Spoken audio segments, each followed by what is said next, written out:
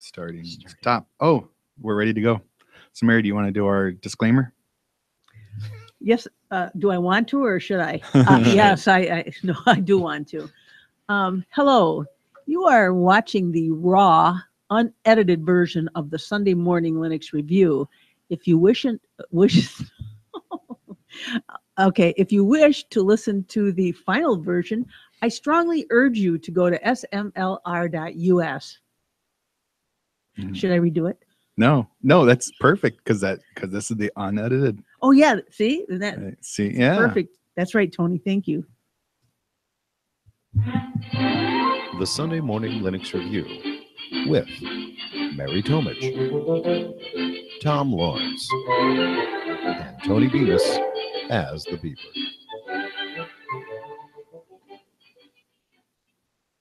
And this is episode 267?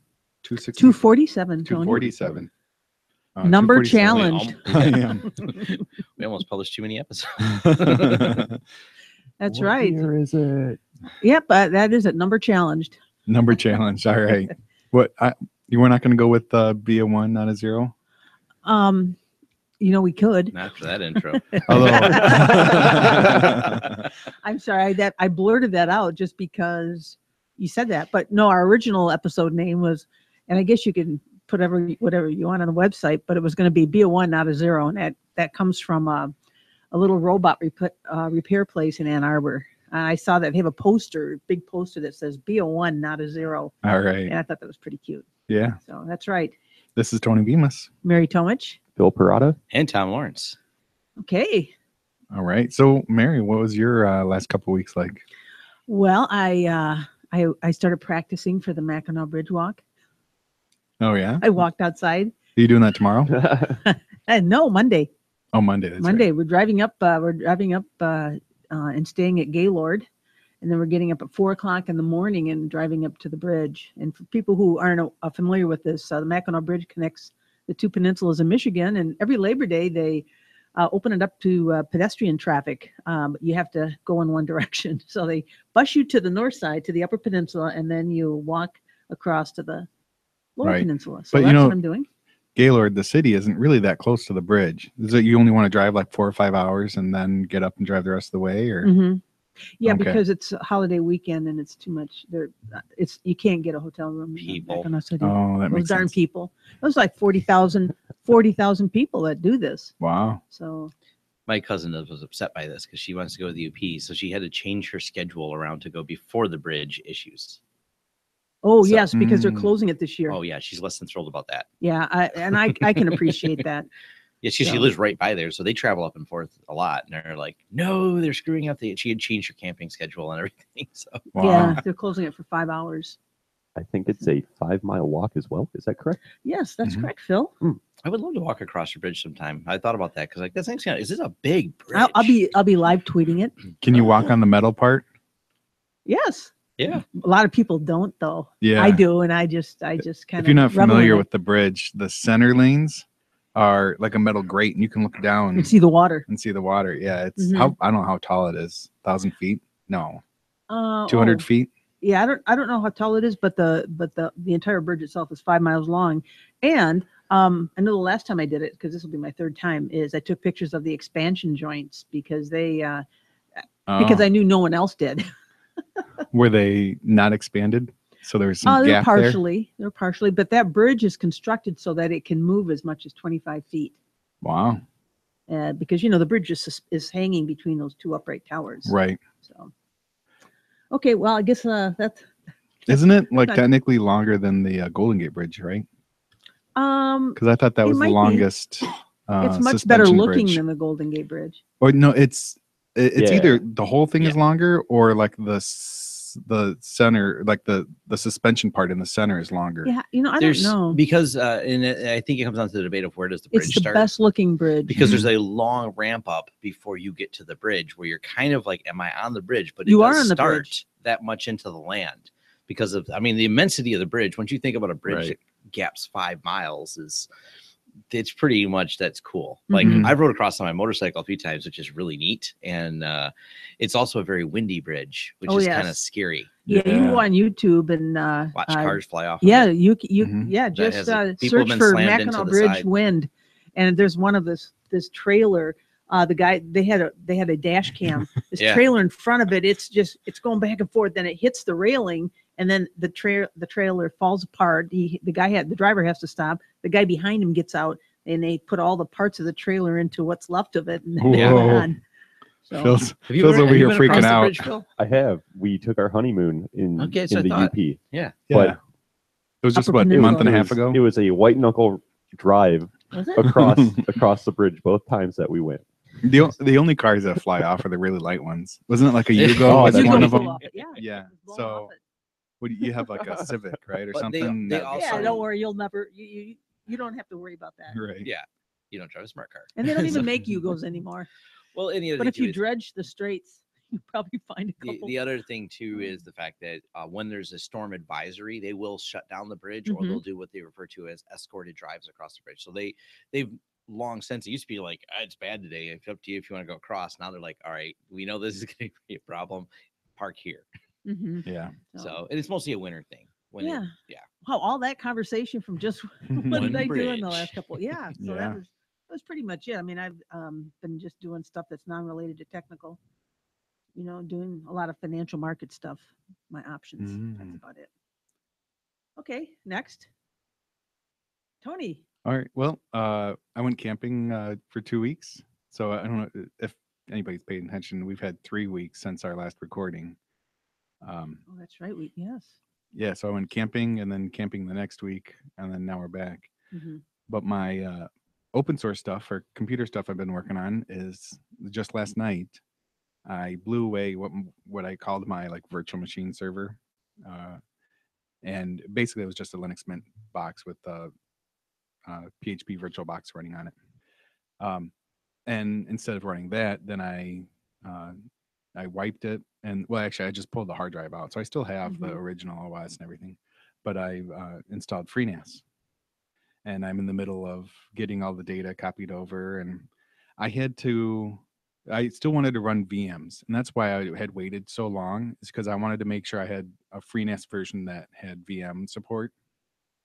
So they have Beehive It's is the FreeBSD yeah. Beehive project That's is right. built into it. right. So you can't just import a VirtualBox OVF file into Beehive.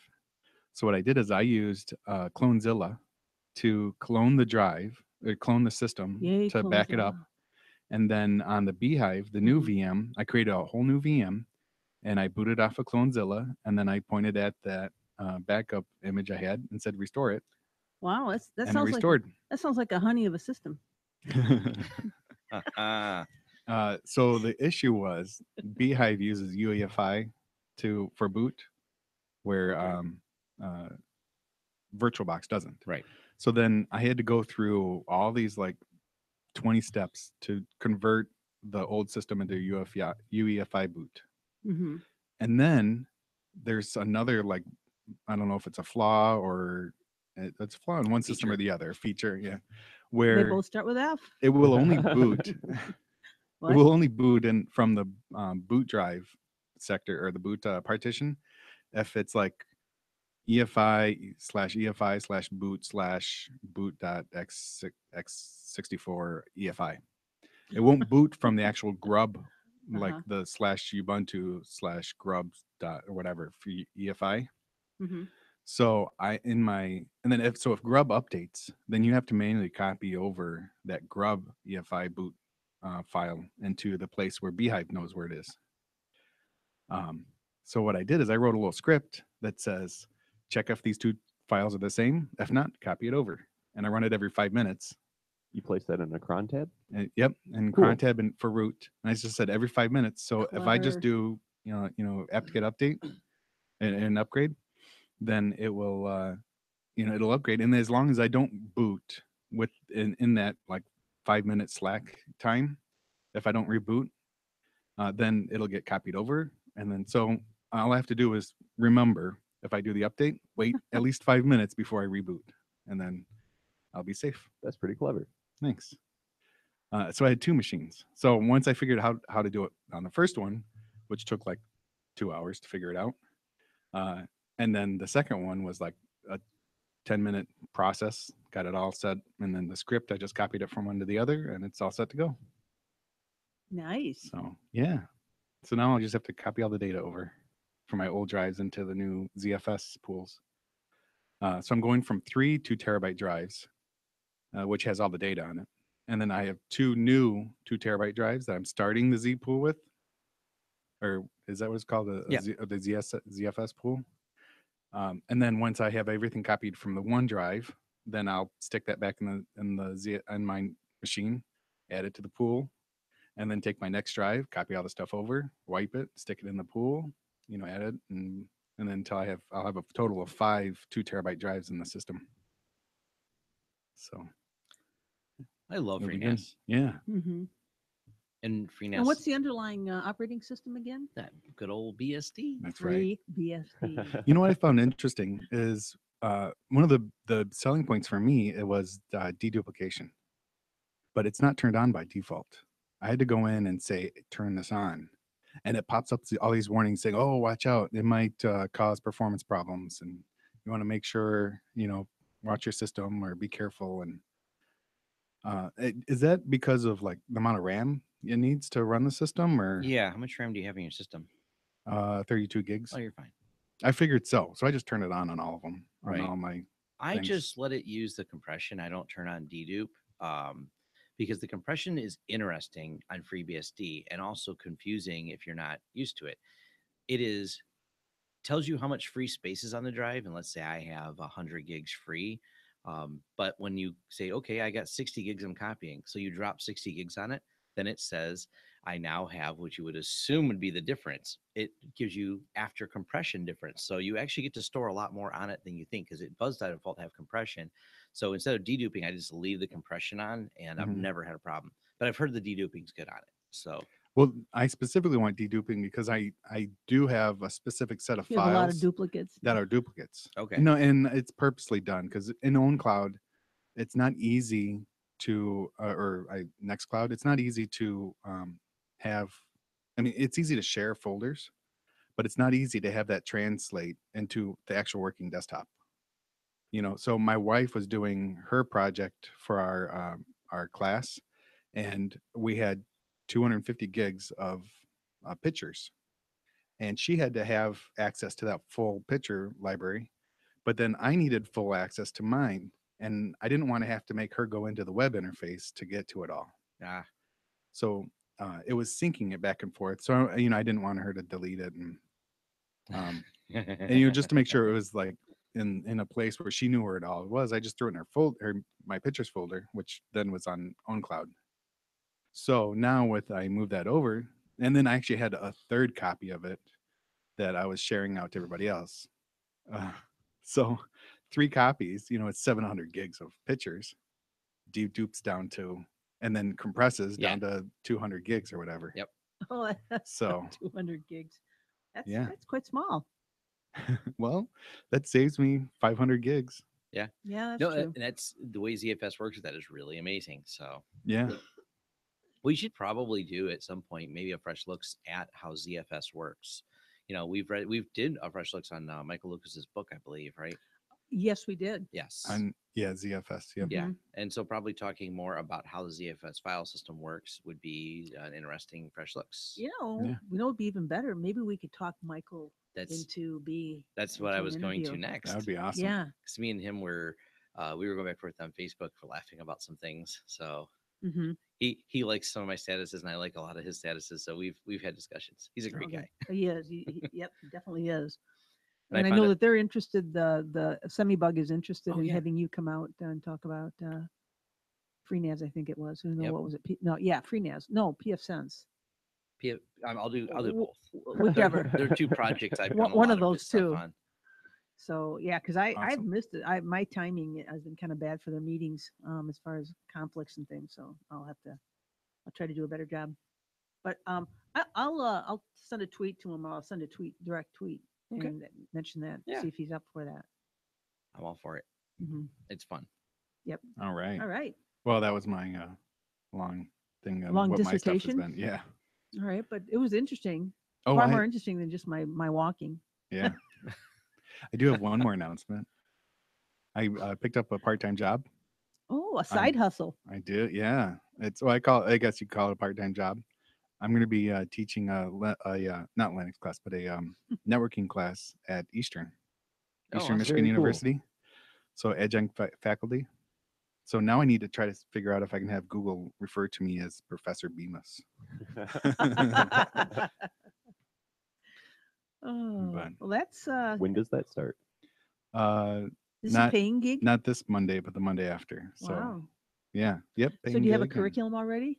Yeah, You're I'm just gonna using wing it. No. I'm using the Cisco curriculum, Oh, okay. and then I'm like streaming it down a little bit and Sure. making it, you know, And how many weeks is this course?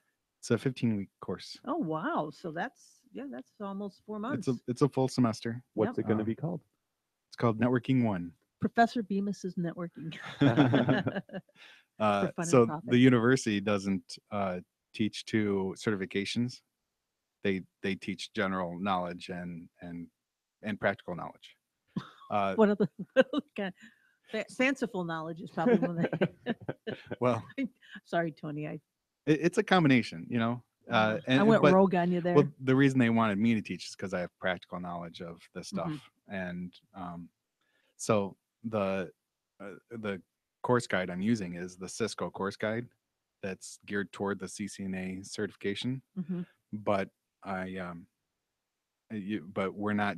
I'm supposed to like add in a little things from here and there that's not specifically Cisco, and then we have to make like a disclaimer that this is not a training thing. You don't you can't will just not go learn out and take anything, the no. cert. And it's really this is Oh. only 1 out of 4 classes to get your CCNA certification. It's actually class 2 out of the 4. But yeah, so I'm doing that. Very cool. Thanks. Well, you guys looking at me, so I'll say something. All right. Speaking of FreeNAS, there are some shirts sitting over there that arrived from FreeNAS for me and my guys, Oh, and it's all cool. related to. And there's a letter over here where they drew the cool shark logo. And Tony on. has proceeded over to the FedEx box and is yeah, he's holding them. demonstrating. Oh, Hey, IX cool. Systems. Yeah. All right. They loved Yeah. our FreeNAS videos we were making on YouTube. We did a data destruction one on how hard it is. So we blew up motherboards while they were running FreeNAS, and we were pulling memory out of live motherboards while they were doing FreeNAS rebuilds.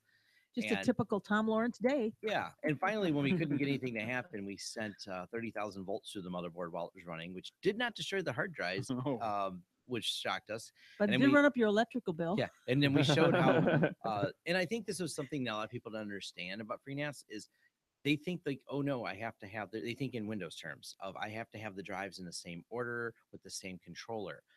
FreeNAS does not care if you change the motherboard. FreeNAS doesn't care if you change the order which you're plugged into the SATA. I've seen people label. You don't have to. You can just take drives, power down my RAID array, which has, I have a 24 bay array and it's got a bunch of drives in it. You can rearrange them in any way you want and plug it in. FreeNAS uses identifiers on each disk to Okay, I was just determine going to ask. part of the pool. Where is the brain that stores this? Where is that Yes. located? And they Okay. do that for the reasons of the problem in the history of RAID. If you've worked in the older So style it's like RAID systems, blockchain. yeah, it's really cool design. Hmm. Because the problem is they used to not write signatures on a hard drive. It used to care that slot 2 had a specific drive in it with a specific serial number. And then when your physical hardware would fail, you would have the problem of unable to import it because the hardware failed. So you would lose all your data on RAID arrays in the physical RAID array world. FreeNAS gets around all that going, we don't care if your hardware dies, your data is what's important. So if your hardware dies, you can change out, just take the drive and import the Z pool as long as you have enough of the drives. And if it's out of warranty, they really don't care. yeah, it's out of warranty, they really don't care. So Yeah, and that was the biggest selling point for me because I have a RAID controller, but I didn't want to run it because in case the RAID controller dies, Yep. then I lose my stuff. So that's why I really like FreeNAS. yeah, we've done it before for clients where we have the RAID controller die and we have to hunt down on eBay at a matched RAID controller of that exact model to plug the drives into or it won't work. So there's no cross compatibility. And a lot of people don't realize this. And the guys at what's that place? Backblaze, great talk. People have cut part of the talk out because Backblaze is the definitive answer on this question. What's faster, hardware RAID or software RAID? And they didn't just say software RAID is faster. They're like, it blows it out of the water. And he also made a Hmm. comment. He goes, "We Wait, learned wait, something wait. about it." Software RAID blows hardware RAID out of the Yes, water. Okay, I yes. just want to make sure I understood Yeah, that. that's why I'm kind Backblaze of surprised. was just one. Well, a lot of people were, and they said, "Here's the problem: we always made assumptions that these closed source RAID controllers were written by geniuses who optimized everything in a really great way. Turns out they're not, and the software just happens to work really, really well. And they use a, I think Backblaze uses a modified version of ZFS for their storage pods that they have. They have a lot of tech and they talk about it. But Mhm. there's a whole talk where the guy goes, "Look, we've done the comparison. We're data center level. We're one of the big storage data centers out there, so we have very definitive information on this." Right. And they said it's really fast. Also, some people think you should run FreeNAS on a hardware RAID. Do not. Only just get a what do they call it? JBOD. Yeah, Yeah. because that's what we're running. Just is a bunch of JBOD, discs. just a bunch of discs. And yeah, JBOD for that. So we did a lot of testing on it, and we got t-shirts and a cool letter, and they drew the logo with ink pen, which I thought was cool. The letter's handwritten. I appreciate that for keeping it and framing it. Really? Are you sure know- it's not one of those robot pens? It Because could you know be. AI is so I- advanced these days. I would still keep it. And I'm so Remember how happy you with used to it, get those so- envelopes and it looked like somebody hand wrote something to you? And Yeah. Oh yeah. then you found out, oh my God, there are robot pens that do this. This has texture on the paper where they pushed on it. And who has notepaper with holes in it now? I was going to ask, is that the letter? That is the letter right there. You Well, can grab it, Phil, yeah. if you want, but it is paper You with know- holes in it. Who wrote it? One of the guys at FreeNAS. Chris Moore? No. Yeah, I don't know. Oh, he's on the other. This letter says, "Here are the shirts. Keep up the good work and thank you guys for supporting FreeNAS. Looking forward to all your new videos. Go OSS, the Yep. FreeNAS team." Oh, that's cool. That's cool. Oh, they and look at signed it. the. Yeah. And they drew a little. yeah. Yeah. you know, They yeah. do a little shark. We had a lot of fun. We actually had some more videos that we haven't finished on FreeNAS. Well, we kind of finished them. So everyone wants me to test the bad memory, and that's been the absolutely hardest thing to test on FreeNAS because the 'Cause OS you keeps keep- crashing. You keep forgetting? Because you keep forgetting. Yes, I keep forgetting to test it. I should have seen it coming.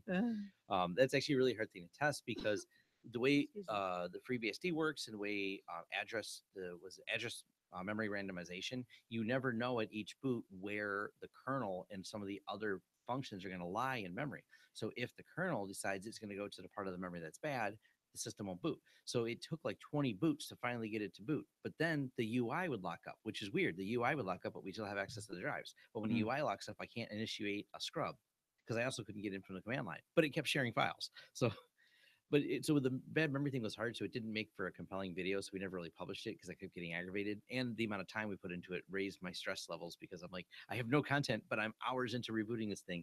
Because there's a theory that you could lose your ZFS, but that's why I want to do an in-depth talk about why that is so unlikely of a scenario. Like I think there's another factor why people lost it, and it has nothing to do with the memory. It's the way that ZFS layers everything with journals and how many journals there are, and the fact that before a new journal can be written, there's a checksum process that makes sure the journal's correct before it can be written. So to think that a bad memory would cause a checksum to match, what's the likelihood of that, Phil? It just couldn't happen if you think about that. You talk about the namespace collision on that. It's just impossible to have two journals match to pass a standard MD5 checksum with bad memory. It just, yeah. Anyways, before we get any further on that, other things I'm working on is I might be moving over to Zen Server for a virtual stack because we use VirtualBox now. Zen Server is more efficient than VirtualBox, but it does not have the slick import export as nice as, and we're talking about specifically the Citrix flavor of it, Citrix Zen Server, which run on CentOS, but it does work really well. Have you considered KVM, which is kernel Yes. virtual machines? I like something with a great interface for people who aren't me to run, which means my staff. And that's what PHP VirtualBox does a great job of. It makes a really easy import export. It's a GUI. So, and the other thing about PHP VirtualBox is I'm running it on my laptop. I'm running it on my desktop. So if my server were to go down, every week I make backups of all my VMs. I can import my entire company and run it on my laptop. So and that's actually my disaster recovery plan. I can import it anywhere if something occurs and instantly have it up and running. Versus if the Zen server dies, because there's no direct import export from Zen server for VirtualBox. They say they do, it doesn't work because it handles hard drives differently. So we have to build another Zen server. So that's why I'm slow to switch. But Yeah, we'll figure it out. That's other than that, I've been riding motorcycles and scooters. Either and that or other things. just set it on fire. Set it on fire. No, and any disaster recovery plan, you just have to. Is it's not just backups. It's about what would happen if, and that's the scenarios we play. What would happen if this server took a complete dump and died? How quickly will my company be back and running? Because if my virtual stack dies, we can't support our clients. We don't know their passwords. We don't have remote access to their machines because all that's hosted on my virtual stack. You have to do you have to actually initiate the plan. You have to test it and do fire drills because Yes. it's all fine and great to have a plan until you get punched in the face and then your plan goes out the window. Yes. You have to make sure that your plan works. Yes. That's my favorite Mike Tyson quote. Yep. Everyone has a plan until they get hit. Real poetic, but hey, Yeah. but it's really important. And that's another trick I have with Zen server. So if I build one here, I have to build one at home because one of my final tests are I take the virtual machines off site to my house because there's one copy kept here, You have one to build copy it, at my house. build it here and just take it home. Build it here and take it home. Well, I take and I import the virtual machines as my final test. Like Phil said, the testing portion. At least once a month, I import all of them onto my laptop one by one, make sure they boot, make sure they work, make sure I can get data. Then I destroy them and import the next one. So not a lot of room on my laptop. So, but I go through the process of making sure I can import each virtual machine to make sure the export worked fine. I'm like, everything worked. Great. If I have Zen server, I can't do that. Now Zen server will import and export back to Zen and back to VMware, but I then have to do that. So I'm going to try exporting from Zen and VM Player.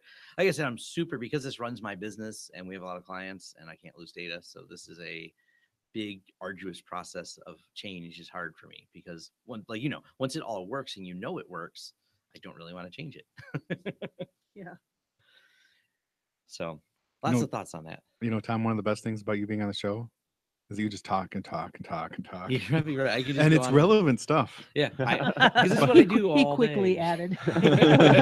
But If you didn't have that, we wouldn't. Oh, I we should would shut have. up. Yeah, Is we that my cue? would have pummeled you with our fists. it makes it hard to get in there. And so I had something like 3 conversations back I wanted to say.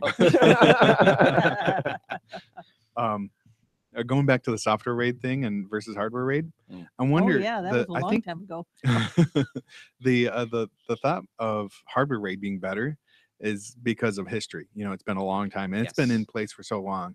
But back then, CPUs were so slow that software raid probably didn't run really all that well.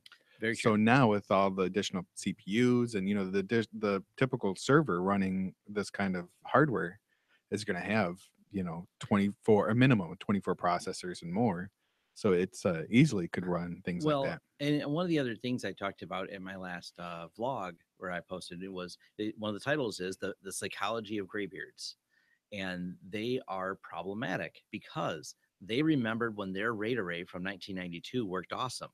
And now it's 2017 and they refuse to change it because they remembered that one worked awesome. Or the other problem with the graybeard psychology is they had an HP server fail on them in 1999. Therefore, in 2017, you should never, ever run an HP server. That one failed on me in 1999. Right. And they never want to change. They fixate on it. And I see that even one of my own techs, I pick on him a little bit because he gets fixated on certain things and he doesn't want to change. It's really weird because we work in a tech field. Like we literally should be fluid and open to ideas. But Phil's probably staring right at me as he knows. He goes, God, I work with some of these people. Had a bad experience with an HP server. It drew first blood. Yeah, but you know what I'm talking about. You probably have someone within the dev team you've worked with that is stuck on some like, no, I only run this old version of this because it worked and I'm scared to try the new version. I've come across that, not recently, but I know what you're talking about. Yes, and it's always frustrating because it's like, come on everybody, can't we see the light? It's 2016 or 2017 right now. Technology has advanced. All you have to do is kind of try it. Yeah, and that's one of those little things. It's an interesting concept, but I think there's weird things that techs will get fixated. They like a thing, and the progress stopped right there. Yep, I agree. That's why we call them the graybeards and stuff, even though they don't have gray beards all the time. But it's the I concept. thought you were just making fun of elderly people. Oh no. If you've been to any Linux conventions, you know who they are. Oh yes. So Phil, I don't think you've gone yet. What have you been working on? I have been working on getting burnt out at work because of How's it going? it's always fun but Mhm. I've got hard problems to solve, and that can get kind of boring when you feel like you're not making any progress, Mhm. but you're still Mm. learning a bunch. Mhm. So that's been my last couple of weeks. Aside from work, things have been great. Um, oh, that sounded But you've been sarcastic. but you've been at work all the time, so Yeah, it's hard because my gaming computer is in the same room as my office, so I don't have a very good split from Mm. turning off work fill mode to relax and have a good time fill mode. As far as I'm concerned, there is no relax and have a good time fill mode. Yeah. Um, but life is good. I need to figure out how to get a better work-life balance. I think that's something that everybody should do. And if anybody has tips, please email show@smlr.us. All right. and your tip just might make it on the air. Yeah, I have no tips. I'm obsessive. We'll probably, as a matter of fact, we'll probably talk about all of the ones we receive, provided they make sense. As far as tech projects go, my PF Sense box, it's been going fine. The only thing that happens is every so often a hard drive dies. Oh But no. I'm gonna chalk that up to me buying bad hard drives. Wait, PF Sense. Yeah, There, you don't need a hard drive except for your boot system, right? No Or is that your logging. boot OS Yeah. that dies? Yeah. The so I keep an SSD in my little PF Sense box. Mm. Every so often that will just fail. Oh no. But then again, I'm running tons upon tons of additional modules that do a lot of logging and writes Mhm. to it. Yeah. Yeah. We actually, and before you leave, if you want to look at the ones we got, Sure. they're in boxes over here. They come with MSATAs and everything. They're really nice. So, Hmm. Cool. especially the one that has 6 ports on it. So many networks, Ooh, 6 gigabit Intel ports on it. We did a review of it. Also, you should look at DNS Thingy. We'll talk about that too. DNS thingy. It's a cool Ooh. PF Sense add-on I like for thingies and DNS stuff. filtering. Yeah, thingies and stuff. Oh, I Great didn't name. realize they had a PF Sense. I did a review of One. it, and they reached out to me. I wouldn't sign the NDA, so they won't. They're doing a business one too, and if I signed an NDA, they would do it. I said that sounds no fun at all. I don't like NDAs. So they're like, you don't want to preview it? I said I'd love to preview it. I don't want to sign an NDA. So that's where that conversation. We keep going back and forth, but we want you to preview it, Tom. And I'm like, I know. We'll give you 6 months free. That's great. When do I start? So you sign the NDA, I won't sign it. Because if So I would have you some- call that an infinite loop? it what really is. I'm very clear on this, and I'm like, why would you not want me to brag about your business product? Like, why am I saying NDA? What do I not talk about on it? If I do it, I want to talk about all of it. It's good for you, whether it's good or bad. Like Yeah. you're gonna improve it. I don't mind feedback. I don't mind withholding stuff if there's some major flaw you don't want me to release. But Mm-hmm. I'm not just signing an NDA that I can't talk about your product. They're stuck in the old model of that they want to control the Yes. first, at least the first communication about it, and that's really going away with all the social media and YouTube and everything. It really that's is, out. and I think it's better to be honest with your product, especially even if it has a flaw. But it's very beta, and that would be prefaced to any review I did. Is I've been offered a preview developer Yeah. beta. That means anything I say, if I find a problem with it, will probably be fixed before it gets released. So why would I send an NDA for that? Right. Speaking of NDAs and I guess closed source things, Reddit, the gigantic reddit.com has Yeah. now gone closed source as of Yeah, I seen that. September 1st. Well, now describe gone closed source. Money, they or big 3-name agencies. Mhm. Well, so Reddit- it's a website, right? And Yes. content Yeah. is still available for people to see. Just But- you can't see what runs everything that gets displayed to your The screen. other side of that Mm.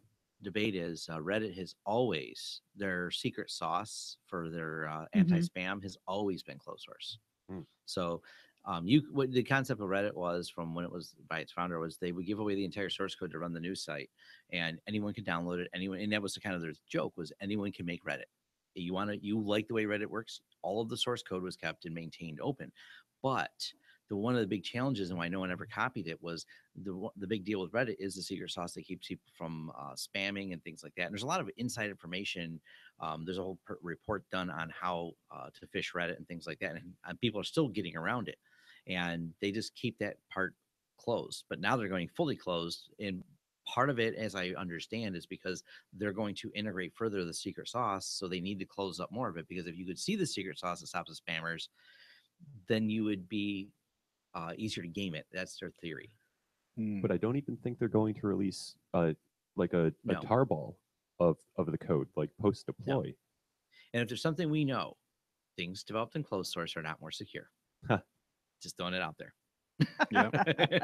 So Just saying. so that's unfortunate. I've been It is. reading a lot more hacker news and lobsters. Lobsters. Lobsters is a Favorite- technology related Oh. website. It's lobste.rs, but it's not just technology. It's kind of nifty. I like it. Minimal UI.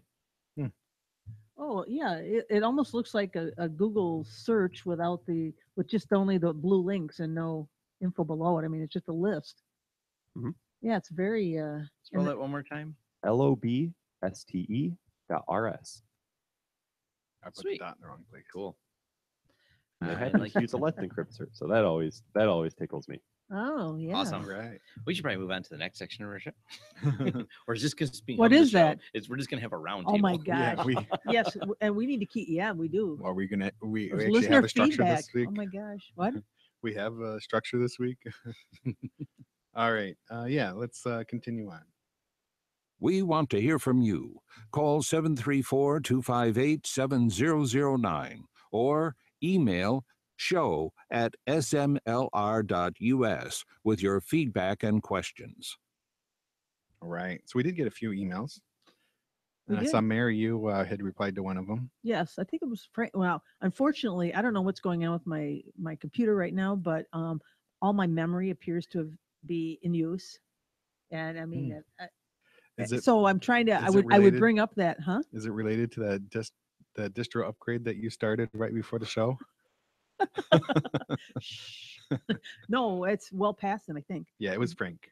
Yep, and he had some feedback on the Magia, as I recall, on the Magia review that I did, and he had also had wished that there had been a little bit more about the command line version of the Magia's control center, and as I mentioned to him when I responded, I was not aware that that there was a command line version of it, because when I go in, I I install the distro, and then I put it through its paces, as they say, and that just what didn't figure on my list. So I said what I wanted to do, and I unfortunately didn't get a chance to. I want to take a little look at that, a little more look at it, and just see what I can do from the command line, and then report back.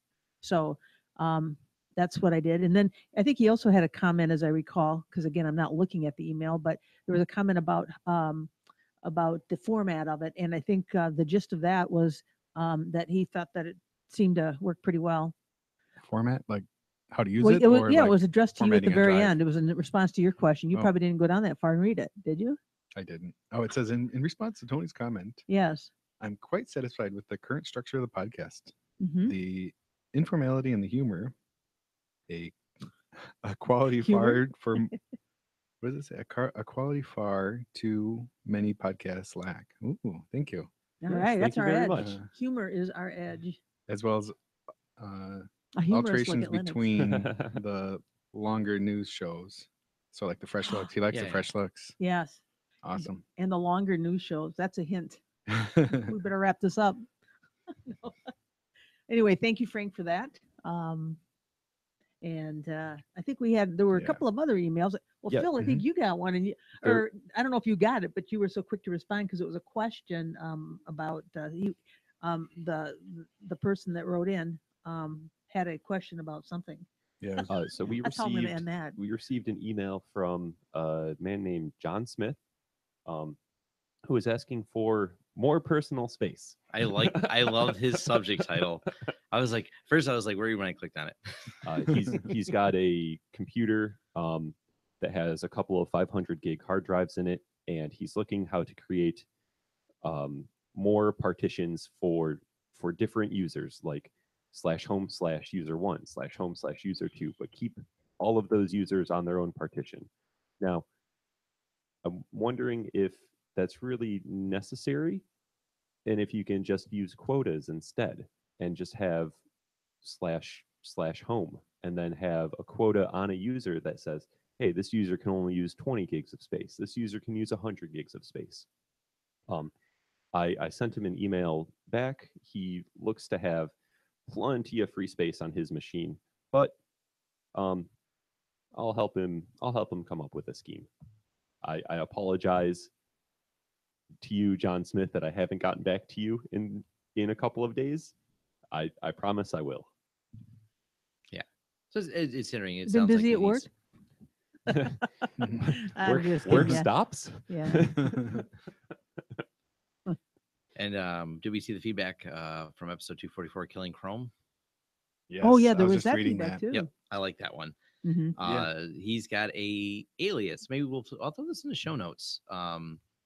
It's a just my 2 cents. Here's what I use for killing Chrome. This was from Matt, and I have it in my bash aliases as kill Chrome, and it's kill-9, and then it's ps aux ww grep chrome grep by cream awk print $2. Basically finds all the Chrome instances and kills them.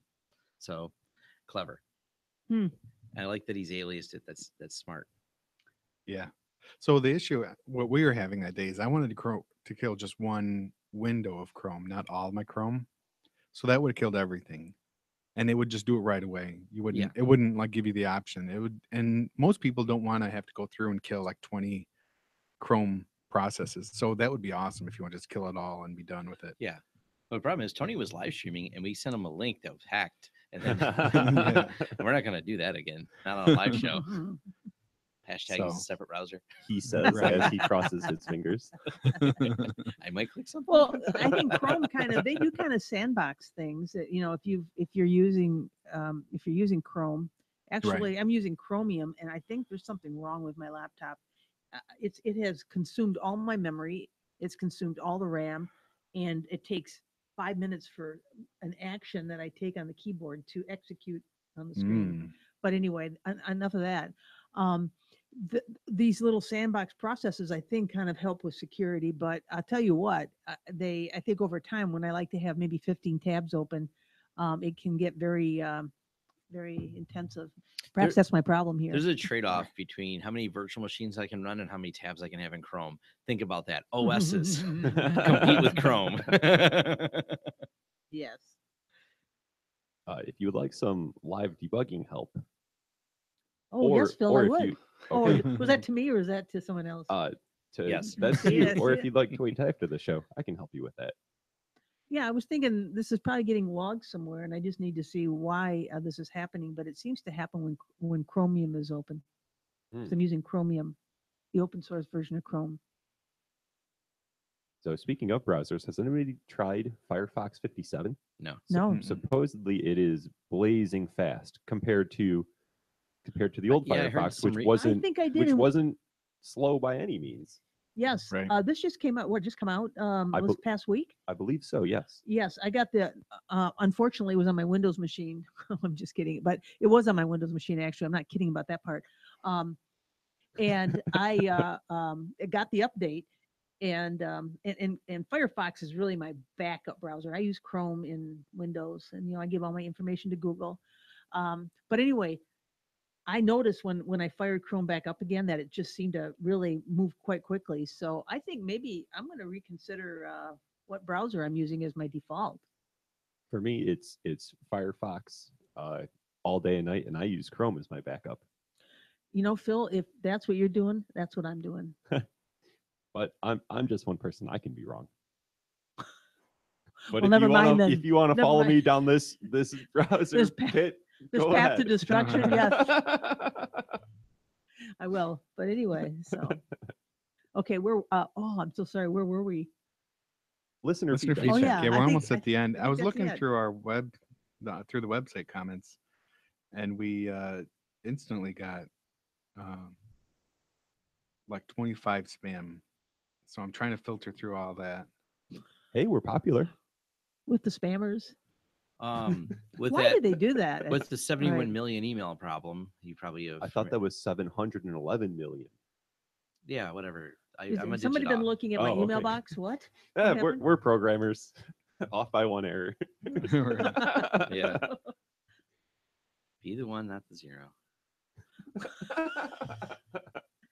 Uh, all right. So I Zero and think ones any matter. any other feedback before we move on? Actually, I did find one. Billy Billy. commented on our episode 245, which was the Fresh Looks with Scott Hunter and Jeff Fritz about the .NET Core project. Oh yes.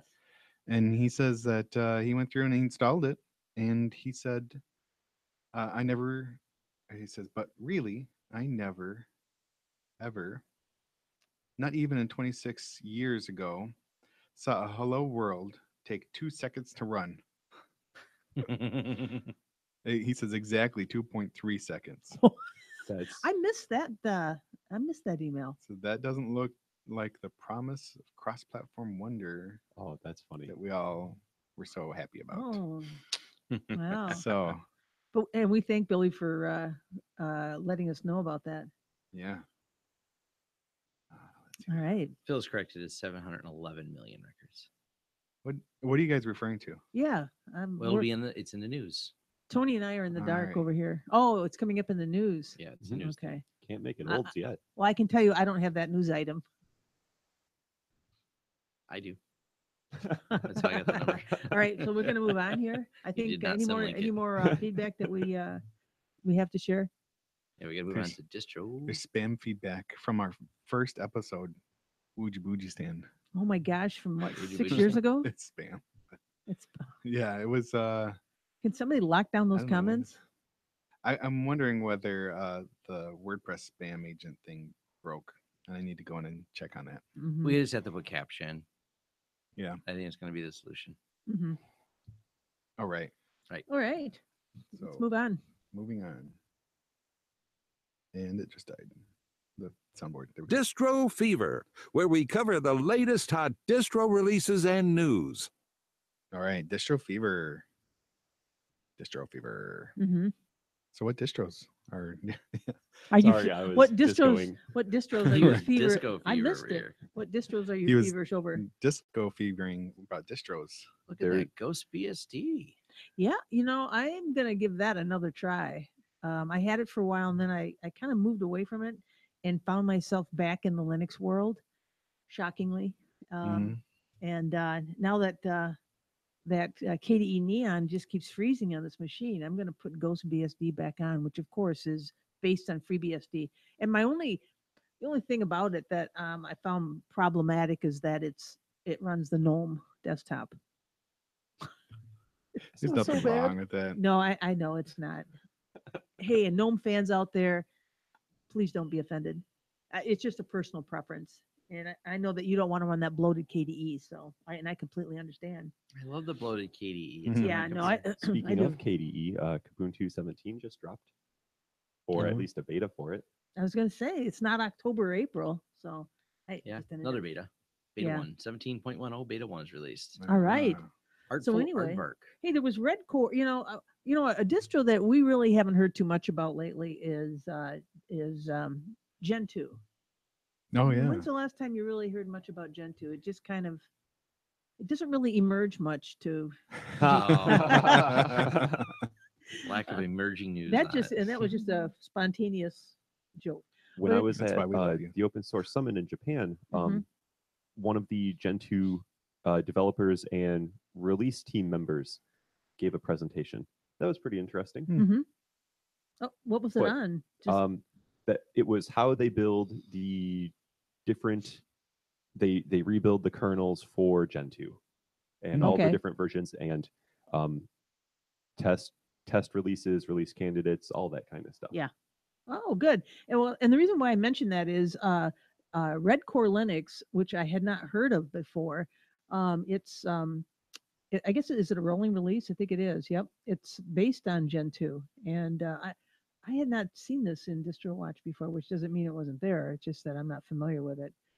And then it's got Linux long-term support kernel 4.9.40, and then they also have 4.12 available in the repository. So if you want to use a newer kernel, so I guess the watchword here is flexibility. Hey, you can use an older kernel or you can use a newer kernel. All right. So so that's my comment on it. And I'm still in reboot mode. So Okay. I was just You know, off the top of my head and a little bit off Phil's laptop. I Thank see you, Phil. Raspbian's on here. It was in the middle of August. It was released, and Mhm. Raspbian, what 2017-08-16.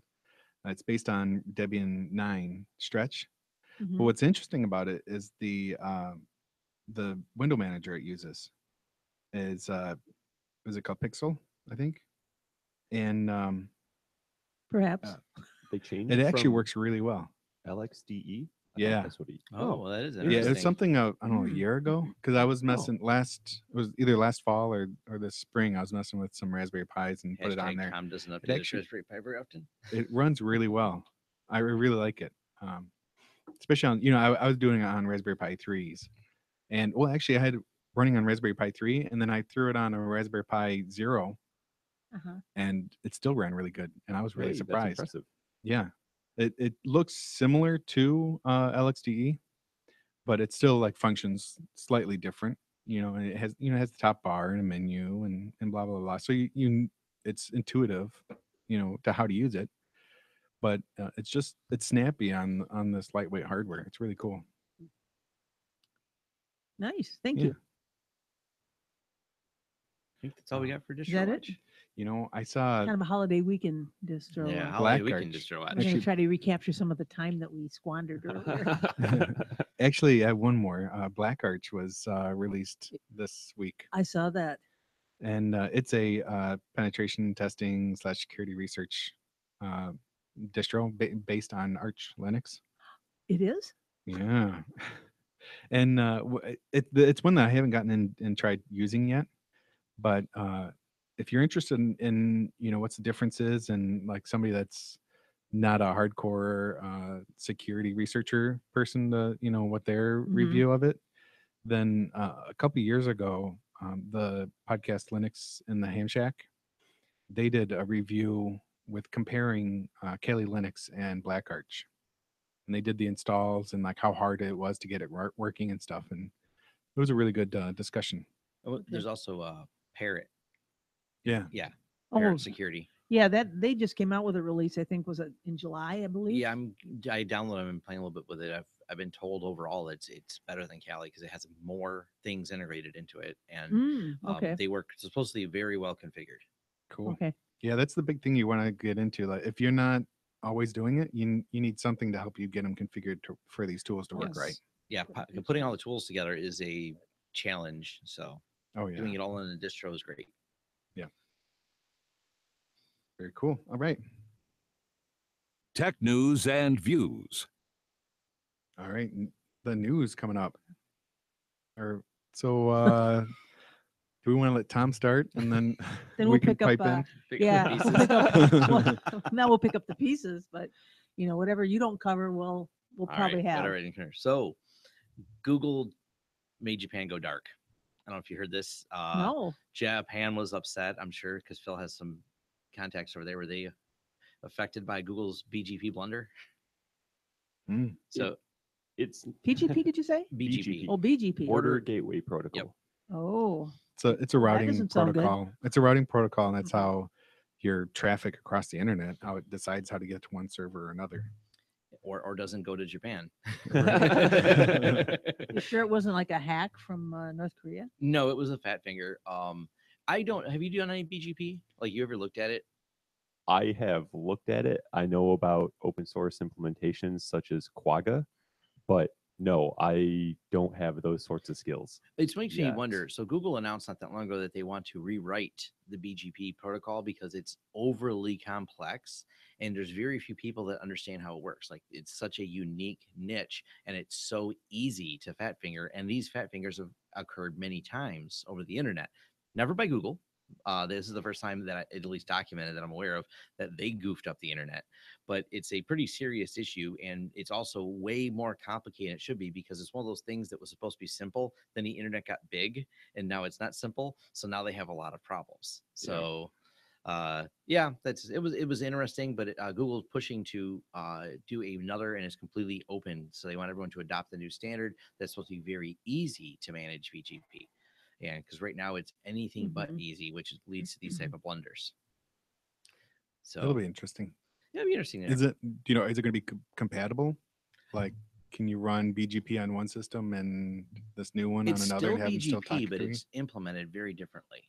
Oh, So, okay. so here's one of the weird problems they have with the BGP and the scalability issue. So before, giant blocks of the internet belong to one section. Like, we can just give this entire class of networks over to here to this company, or even to an entire country.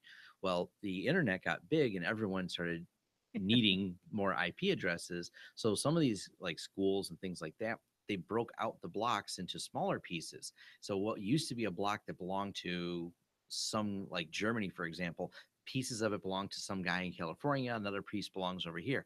So where that creates a problem is BGP used to be simple. If it began with a 10, it goes over here. And if Yeah. it began with this, it goes over here. Well, now you've got it so parsed out, there wasn't enough memory in those routers to contain the tables needed to do it, because they never realized Right. the internet was going to be big. So there's, once again, the protocol and everything was never meant to be more than we just route this first couple octets. Now they have to route all the octet. Exactly. But Yeah. they just didn't think there was going to be more than, we'd need more than When they 640. designed TCP/IP like many moons Addresses? ago, it was not. I don't think anyone's seen the scale that was coming for this. According to a picture on Wikipedia for Border Gateway Protocol, there is a definite uptick. There was a hockey stick picture there, Yeah. right? As far as the as curve. soon as about 2004 2005 starts happening.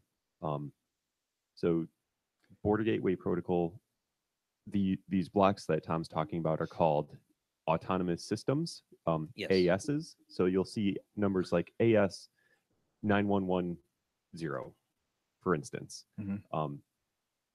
And then they announce, these different autonomous systems announce how ISPs can communicate with each other and determine the quickest route to a destination on the internet. Am I getting this right, Tony? Yeah. You are a networking expert. Right. Yeah. Professor That's- Bemis. that's where you- Right. And the reason why that uptick happened is because of the IPv4 being a limited space, that people that used to have big blocks, what is it, University of MIT or someone just sold off MIT like- is selling off a bunch of their blocks. a bunch of their blocks. So instead of saying go to 10.10 goes, not really 10.10, 10. Whatever goes to MIT, Right. then now it has to say, well, 10.10.6 goes to MIT. And then, and that one used to be one entry is now split off into 250 entries, because then now it's going off to 250. Yes. But then say you take 10 of those clients that now goes off in separate, they can split that off to another 250. So then it just blows up the routing table, well, and every entry takes RAM. And so these hardware that runs routing, ISPs don't want to upgrade every couple years. So they'll go 10, 15 years without upgrading a router. So RAM, think about what RAM costed 15 years ago in specialty devices. So Mhm. that's why there's limited RAM in these routers. right. And when you look at like the assignment, the DoD owns the 11 block. Like everything that begins with 11 is owned by the DoD, and that was issued to them in 1984. So you talk about this Mhm. stuff's been established for a long time. So we're using this same numbering system. Think of anything we're using from that. Well, there were besides phone huge numbers, blocks so- that were Yeah. assigned Hardware to big rate. companies like IBM hardware and other companies. Like Yeah, yeah. Ford has a /8, and Yeah. the hospital I work for, we have class B, so it's /16. Mhm. Most universities have a big system. Wayne State has a /16.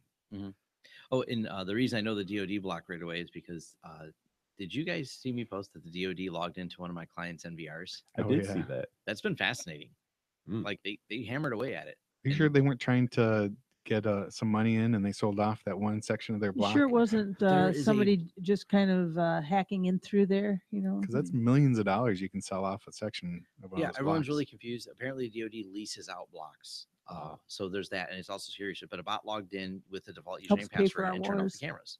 It did the log. All we had of all the logs, and it came in from an 11 IP address. So interesting. Wow. That's Yeah. another talk. We should probably move on.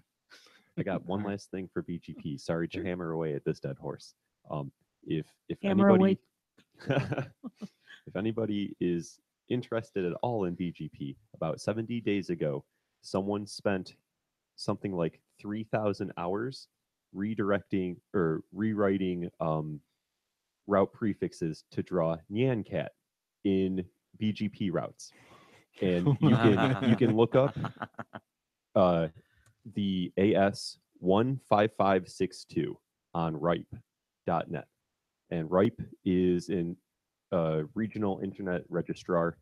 And again, that's AS 15562, and it should look like Nyan Cat. Great. Yeah, it looks like a green cat. That's wonderful. Wow. Yes, I like that. What's the purpose of it? Fun. Yes. Also, an enormous undertaking. And it was probably one of those things. They were stuck on some really hard work issue, and they said, "I don't feel like working. I'm drawing Nyan Cat." Yeah, I can see how that would happen. Mm-hmm. So, welcome to 2017, where pacemaker patients are told to visit doctors to receive a security patch. Really? Wow. Apparently, they found some flaws in the several pacemakers, and a lot of them because they have data reporting, which you can log into them, and people found ways to exploit it. So there's some minor patches that need to be done. So you have to go visit your doctor so you can upgrade your pacemaker. Which I thought was just, yes, people need firmware upgrades now. What happens if the firmware update freezes? Does your heart stop? That's a good question. That's why you need to go to your doctors to have it done. Yes. Well, They have And a pace. They have they're a. standing beside you with those paddles. and Yeah, this they have is the not pedals the ready. first time we've covered a topic like this, because there was the girl who had a heart condition and a A girl? pacemaker Was at she a young age. Was she under 18? She was like in her 20s, but she's a She's security a woman. researcher. Mhm. And she's like, well, yeah, it's a woman. All right. Adult. Female Yes. with I'm a getting with a hard time. pacemaker. That's all right. Yes. That's all right. I don't mind hard time. Anyways, she had a concern about a condition that she had, and that without having the knowledge of her own pacemaker, whether or not this condition could affect her life. And it was Mhm. really hard for her to get this information out of the hospital. And they kept just want to blanket, "You're fine." Turns out she wasn't fine. She did find a flaw in it. And she's now Wow. pushing to open source. She's an open source developer, and also pushing that I should know the code that runs my heart. I remember. I Yeah. remember that. Yeah. Yeah, I Because it's a remember that very too. valid discussion. There's certain things that should be open source. For example, voting machine software Yes. should be all open source and available to be audited. Wasn't she one of the keynote speakers at OLF one year? I thought. No, that was No? Valerie Aurora. Oh, okay. And it's a different person that did the heart thing, but it's still a Yeah. very important topic, and I should know the firmware that controls my heart. I don't think that's too much to ask for. For type 1 diabetics, there's this project that's on GitHub. It's called Open APS. It's for a open source pancreas system, because a type 1 diabetic, your pancreas doesn't work. I would know. I've had Yeah. type Mhm. 1 diabetes for 27 years And now. do you have the source code to your? No, I, Is it a- I run a Minimed insulin pump, but if Yeah. I wanted to build my own robotic pancreas, I could. Wow. Just a little Raspberry Pi and no. Yeah. As soon as you're not so busy at work, you're building a robotic pancreas. All right. Yeah, if you weren't so busy at work, you'd probably have that done by now. I'm kidding. You've been But working it's hard. yeah, All it's right. it's a That's valid cool. it's a It's the valid same concern. concept. And knowing what runs what software runs my body parts. yes, I wonder, is that? Oh my gosh. I guess you well, could we're not com- going down that path. What? I'm wondering if you could compile it to run on, On something someone other else's than body. either x86 or ARM. To run on. Or what's- arm. I like that. I saw what you did there. Run an arm. But what's that other little robotics Arduinos. Yeah, because Arduinos are tiny. You know, the whole CPU and motherboard is this big. I imagine any of And- these pacemakers are all because they implant them and the batteries last a long time, so they have to run some specialized real time, super basic instruction sets because there's Mhm. not you don't run a whole OS in there. Well, you do maybe because there's features. you know, might. but I'd be open for helping build one of Tiny those, Core but I'm Linux. not going to carve into your body. Till I, Okay. I'm only for right. external robotics. That's right. will we be like making a little pouch that it slips inside, like inside your tummy or something? Okay. Mary's All right. So I'm this just is joking. kind of cool. know. I have read and agreed We'll be to the judge of that, we Tom. did- okay, it's true. I'll let you guys judge me. I have read and agreed to the terms and conditions is the biggest lie on the web, and we aim to fix that. That is the slogan for the guys at tosdr.org. Terms of service didn't read. What they do is it's an add-on that lets you know, and it kind of summarizes terms of service and what BS you're agreeing to. So they kind of cut through the legalese Oh. of lots of different ones and talk about it. You can just, if you don't want to use the plugin, you can simply search the site and look for things like YouTube, SoundCloud, GitHub. And What what are is you that called? agreeing What is to? it? What does that say? TOSDR for terms of service didn't read. .org. Oh, .org. Yep, Yeah. .org. Okay. And it's really cool. I mean, they have Netflix, Dropbox, Instagram, and it's really cool. They've got a lot Oh, of things, and they wow. tell you what's in there. So because you probably said yes when you signed up for your GitHub account. Did you actually read it, Phil? Or did you just scroll down there because you were forced to because the way they set it up? Exactly. They usually Yes. yes. Yeah. And they have their own little like rating system, right? Yes. And if you have this plugin running in your browser, every time you go to a website that they have rated, it'll show you what their what readability or their Readability and what's in there, whether or not it's good. Hey, wait a minute. whatever their Did anybody read the terms of service for this website? Good point. Let's scroll all the way to the bottom. Yeah, It's I not did already. I'm stopping. looking for it. And It well, that was does. just purely for a joke, but Yeah, but I think it's really cool that they do this, and it's interesting because there was a joke inserted in a terms of service for a long time by a company because they said no one reads terms of service, so that said in there, if you read this and find this in here, we will send you $300. And it took 5 years before someone claimed it, something along those lines. It was years. You can find the story. Really? Yeah, it was a software company, and it says the first person to get it claim it. So they had a fallout zone case. Everyone found it at once because they knew once it got shared on the internet, everyone would start making the claim. But I guess the first so many people they would give money to, and it took years before anyone ever found it. Mm. That's And they did interesting. give the person the money, and they made a big deal about it. And they took it out, but they said we just really want to prove no one reads any of this. Yeah. So it's entertaining, but I thought it was a cool site to summarize that. oh, it 'cause is. I And don't want to actually, read it. Tom, let me just say, Tom and everyone, that Twitter, because I tweet a lot now. Twitter deletes its tracking data in 10 days and offers an opt out. So they get a Nice. thumb up from the site. Wow. Yes. Very cool. Yes. Which is good, especially because the Department of Justice, which has been spanked back for now, they're going after DreamHost for all their logs to I things. saw, I saw It's that. it's a giant witch hunt where they just said, give us all your logs to all the things related to this company that you're hosting for. And they've said no. Oh, and there was that, and then the But Justice they actually Department. specified the client. They're making them specify what they're Mhm. looking for. You can't just have every log for the last however long. So, Well, that would defeat the purpose of their request. right. And then there was the request for, I think there was like an anti-Trump website. And Yeah, that's what that's related oh, to. that's the same Yeah, one. the Oh, same okay. one. I'm sorry. DreamHost was the hosting company for it. For it. Okay. And what they wanted was basically the entirety of all the logs. So it's good that Twitter's deleting the logs, and that's what all these companies are. If you don't keep logs, you can't subpoena me. That's Hey, did you know that Netflix may change their terms at any time at their discretion without notice to you? that's a common thing. It's in a lot of them, and which is annoying. Actually, I So- would say show me terms of service that doesn't have that in there. A couple open source ones. That's Yeah. it. So I thought, yeah. So this is really cool because they integrated into their interior design at Cloudflare at their San Francisco office a bunch of lava lamps that are in the front lobby, which both look really cool and serve a purpose. It creates entropy. So they have a camera system watching it, and that's how they build the entropy that runs Cloudflare. If you're not familiar, Cloudflare is the caching service that runs about 10% of the internet right now at last count. So they are a big deal, and they offer DDoS protection and everything else with the Cloudflare platform, and a really cool company. But they're building entropy off of that, and it's also a very visually cool thing to look at. Because Right. lava lamps have a unpredictable nature of melting wax and water, which popularized themselves in the 70s. Maybe some stoners watching melting wax and water and fascinated by the entropy created. And someone says, hey, we can apply that to get real random numbers. So Right. they use an algorithm to figure out the position of all, it's rows of lava lamps Do watching. you think its that was a cameras. fully baked idea? Fully baked idea? There's So some hippie work in there, and it says, I want to know how that went at the table. Like, we really need a good source of entropy, and there's engineers drawing stuff, and there's some dude go, dude, like lava lamps. I could build all of them in your lobby, and you're like, what? Right.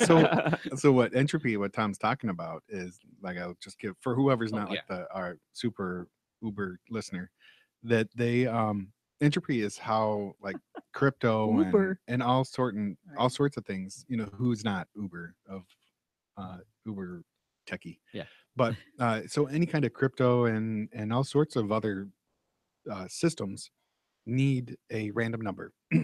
So there's this program that Linux has and all sorts of systems have that they create a random number, but it's not truly random. You have to seed it with something. You have to give it a number or something to say, start from here and give me a random number. And that's still just considered a pseudo random, because for true randomness, you have to have Lava lamps. it has to come through like the universe, Yeah. So yeah, it has to be an analog source, really. And that's what's awesome about a lava lamp. What they do is they took 1,000 pictures a second, right? Yes. And then they hash every single of those pictures, and then those hashes are the seeds for the pseudo random generators. Yeah, it's really cool. I just like, how do you get true random and make a cool display? It's functional, it's beautiful, and it works. And it's depending on any ambient light that's coming in, anything else that's going on in the background, you couldn't recreate this if you had the exact same lava lamp setup. Right. Yeah. Now I can give you a random number. Unfortunately, it's always going to be 4. So you could use Phil's random number generator. Yeah, Phil's not a good source of entropy. 4. Right. And for things that are ultra sensitive for random numbers, they'll grab random, or not random, but specific items off of your computer and then use that for a In a seed. random So it'll be like order. move your mouse. Yeah. And I've it'll seen take some of that them do the mouse movement and movement. create that seed for your random generator. But for something that's extremely important, like what Cloudflare does, and with so many clients and needs, has to be truly random, because they're running millions and millions of transactions a second, that you need to have an ultra random setup. An ultra Ultra An ultra uber random setup.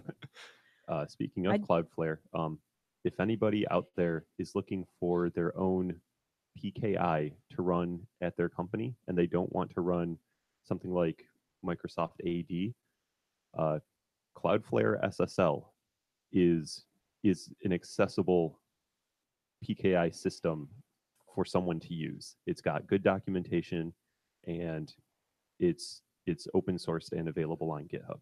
That's like a CA that you can run in your It's called house? CF SSL. Oh, cool. That's awesome. We just call you the CA guy. Phil's an expert on it. That's right. No, No. not. That's not how by you know any you've means. learned enough about it. The fact that you're willing to say you're not an expert on it. There's a threshold of, I'm an expert on it. Then when you've learned a lot about it, you're like, I'm not, and no one is. Once you've crossed into that threshold now. I know Rats. enough that I never can know all of it. It's that realization of it. I didn't know this, and this came up a story on The Verge. They sensationalized the headline, but it was still an interesting read, and it led me to something else. A free book we can have.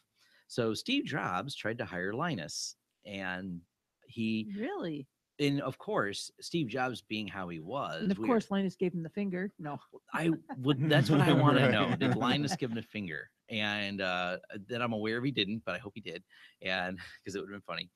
But apparently, that if he would have done that, he really tried to entice him with money, and he probably would have made a lot. He wanted him to work on it, but of course, we know how Apple works. We would have had a restriction that he wouldn't have been able to spend his time on the Linux kernel. So I'm glad he didn't take the job. But apparently, and I didn't read the book yet because I just found it when I was doing the show notes yesterday, that you can get his book called Just for Fun on archive.org. So I'm leaving the link in the show notes.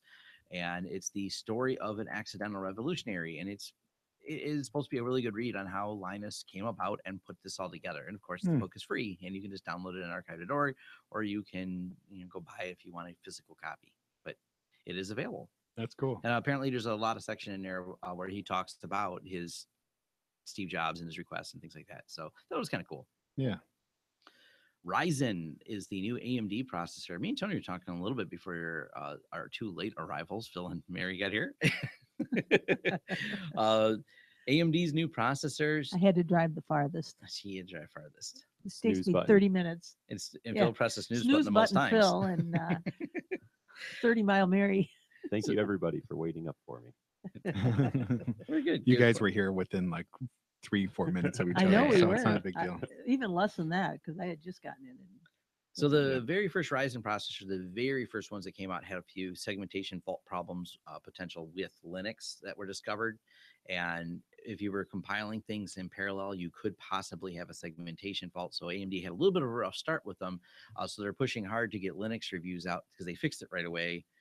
But people wanted to know, okay, how does it work? Now, the exciting thing about Ryzen is the things you want is fast processing times. And you start with Ryzen and you go into their next series of processors referred to as their Threadripper processors, which are the higher end enterprise ones. But about how long does it take to compile a kernel, Phil? It took us about 2 hours yesterday on Ooh. a specific piece of hardware we were using. Yeah. Oh, that was Yeah, like that's been my specialized, experience, like a too. slow processor, or No, that was a Cabby Lake. really? See, this is wow. why Intel's a little scared of the new AMDs. The new Threadripper one, their high-end processor, Phronix just reviewed it, 36 seconds. What? It can. Whoa. You're talking about like 36 cores in a processor. Some of them, they are amazing. And the other problem is, sitting over on our table here is one of the older Opteron processors. And then the downside of the older ones of AMD, they were high wattage, which of course in data centers, that tallies up really quick to have high wattage. Yeah, These lots of power Ryzens, and lots lots of of heat. power and high wattage comes with also heat, the other enemy of data centers. These Threadrippers use less wattage than their Intel counterparts. They are cooler than the Intel counterparts, and they are way faster. So Intel is going, because these could be. The goal is AMD wants to take over the data center market with them, and so that's why they're doing all these Linux benchmarks, and they have very strong support for virtualization. Ooh. So they have all kinds of, that's something Intel always had, was like extended enhancements for virtualization.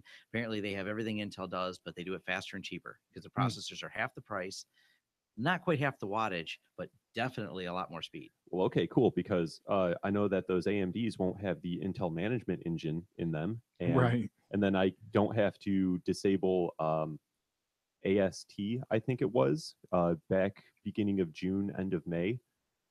For anybody that doesn't know, the Intel management engine is a backdoor for the big 3-name government agencies. The three letters, the Yes, three-letter agencies. the three letters. Did you hear about that my next article after that one is the NSA backdoor in the IME? Did you hear about this? They just No. solved it. Well, no. They just solved it. This gets really interesting. The NSA Ooh. backdoor is different than you think, and this literally got Hmm. published only a couple days ago, so you may be interested. So, like Phil was talking about, the IME engine that Intel has that comes turned on. Now it runs without the processor. Like, you can take the processor out and it still works. The Yep. IME engine is its own operating system, its own stack, and it's basically for things like a remote controlling server board. So it has a purpose. It's on its own chip. Yes. But the NSA, it turns out, made a request to Intel. NSA realized that a closed source stack running at that level would be scary inside their environment. So the NSA had a disable code, opcode added that could be sent to it to actually turn it off completely. Really? And the NSA secretly requested that Intel not put a backdoor in it, but put something so the NSA, as it ran in their server farm, could disable it. So someone finally cracked and reverse engineered the firmware, and they publicly did the full disclosure. And in short, yes, they have a summary on just how to use the NSA hack. They asked Intel to respond. Intel goes, it's a not supported feature. The NSA people are kind of going, Yeah, that's how we turn it. unsupported, undocumented. Yep. All you do is send an opcode to it, and just powers it off. It's like, boom, it's an off switch. Is It's a that- kill switch built Was into that like to something see you have to that. run across the network, or is it on locally? I think like on the I system. think you have to run it locally on the system to get it to disable, but there is a method by which it can be disabled. Because the interesting problems, there's a couple of open source projects or open source security research teams that tried disabling the IME, and it would sometimes just break the motherboard completely. Like Right. the motherboard doesn't like it, and even desoldering it type stuff didn't work. So there's some real issues. Like it would cause other problems with the board. You can't just say I'm going to smash the chip. The board has some type of reliance and check that it does for it. So that's why difficulty in removing it has been such a pain in the butt. Now, is this opcode? Can you use it on really any Intel? I didn't get too much into it because there's a lot to Oh, gotcha. yeah, there's a lot to it. But I do have a link into their security research, and they published all their stuff. So yeah, they can get in there. But it's still, the point is, we figured out a way, folks. We can disable it. And like I said, it's obviously a concern because this board also sitting over here, even though it's AMD, still has that. That's common for high-end boards, even if they are AMD boards, to still have Intel IMEs because it's such a standard in DevOps for management of physical hardware. So there's a lot of control software for it, so you can reboot remote machines and things like that. So as much as we have a need for things like that, it's scary when it's closed source, and we found flaws in it. Thank you.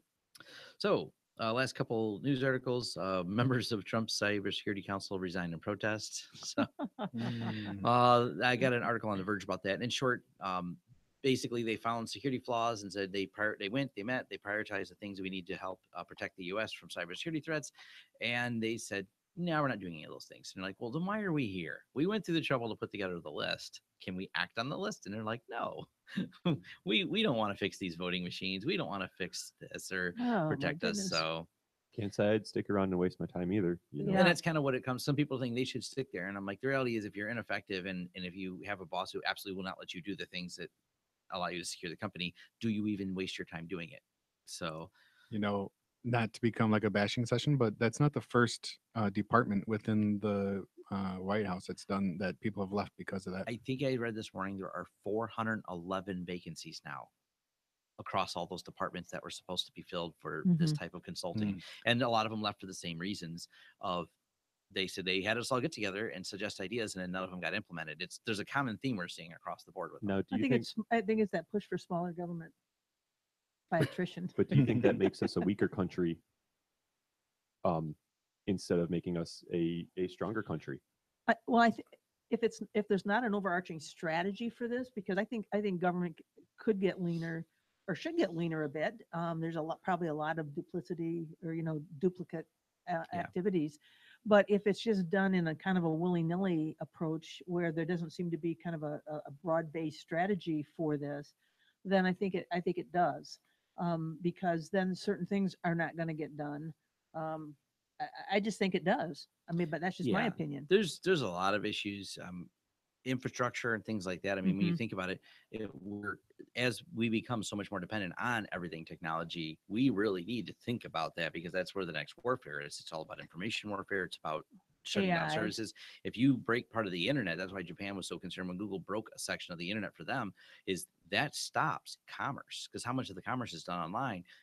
Every in restaurant, you Japan can't even swipe the especially. credit card and it all goes to the internet. It's not even using phone lines anymore. So when the internet goes out of restaurants, they can't even ring up customers. It's some of the most basic level things start to stop. So and just one other little piece I want to put in here.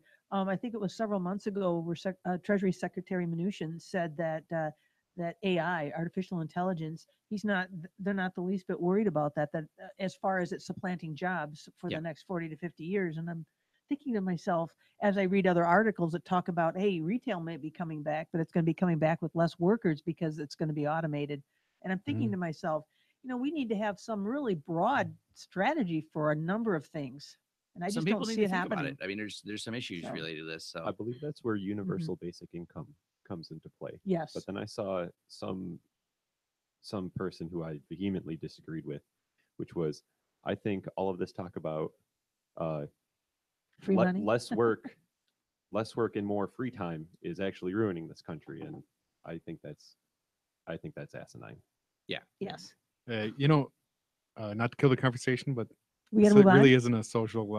Yeah. Yeah, We'll that's get true. into that. That's true. The But we last had podcast. Linux Sorry, computers everybody. in front of us Yeah. when we made Yeah. those comments. We will get back on topic. All right, My last sorry, two everyone. quick articles is 3, not 1, not 2, but 3 hard-coded backdoors discovered in Eris modems, which if you're here in the US specifically, I know Wide Open West uses those Eris ones. Comcast uses something different now, but the Eris modems are really common with a lot of the cable companies, and they left hard-coded backdoors with port 22 SSH opens that you can get into these. I'm pretty sure ATT Uverse are Eris modems. Yeah, I think also. they use Eris modems well. So I have the details of which models are affected. I don't know if they have a patch yet for them. Sorry. One of the things we do for our clients, because a lot of people say, well, isn't it just adequate to use the cable modem provided by the cable provider? And I'm like, you generally get poor support for them for 1. 2, the problem with them is you can't disable a lot of those features. So if I wanted to port forward 22, for example, the Comcast ones, they have open management ports, which we have to have clients pass PCI compliance because they do credit card. We simply can't disable the management ports. The only way to fix them is put them in bridge mode and use a real firewall. Our preference is PF Sense, but occasionally it's some CU edge router. So once you bridge them over, you bypass all those features because the Eris modem becomes transparent. So it's bridged over to the PF Sense Right. box, which then goes out to the internet. Yep. And then it just bridges over and then it keeps you from the vulnerabilities. We always are encouraging people to get rid of, even if it's the most basic of them, even if it's your home use. Mine's in bridge mode. My Eris modem, I didn't look and see if my model is affected, but I don't care because I bridged it right away, which of course was quite the task. So last quick thing is the 711 million. Not Last 70 quick million. thing? Last quick things. Record online spam dumps. So there is 711 million records of an online spam, and it's lots of usernames and passwords to 711 email addresses. 711 million email addresses. Whoa. We have seen an uptick in spam ever since this got released. Like a lot. Wow. So, yeah, which seems like how we got affected by listener feedback. It was probably all those spam bots from that dump. Probably. Yep. Yeah. So that's it for the news and for me. What do you got? You covered all mine. I'm kidding. No, I actually have a couple. Symlink to Tom. Yeah. Symlink to Tom. Yes, that's right. No, actually, there was something in Datamation this past, I think it was, on August 30th. So that must have been, Thursday or so, maybe Wednesday. It's 78 open source replacements for expensive applications. And, from time to time, we see these little pages come out and I kind of scan through and I say, oh, okay. Oh, yeah, sure. I know about GIMP. I know about Inkscape. But actually, this one kind of caught my eye because there was one that I was not aware of. And you guys know what a DAW is, right? It's a digital audio workstation. Yeah. And so in the closed source Windows world, there's some really powerful DAW applications. So the listing here had Audacity. It had LMMS, which is the Linux multimedia system, whatever it's called. Anyway, a studio, not system. The one that kind of caught my eye because I'd never heard of it is called Frinica, Frinika. Now, I just found this yesterday, so I haven't had time to take a look at Frinica. And I was wondering if anybody, it's supposed to replace Apple Logic Pro 10, which is a $200 program, as well as the FL Studio Producer Edition, which is another $200 program. So it's a Java-based tool. But I was kind of curious if anybody's familiar with Frinica. I haven't heard of it. It allows That'd you be to interesting create, look at. you can. Why do people still put things on SourceForge? I'm not I sure. know. They made a comeback. Is that where it is? Yes. Frinica? Oh, okay.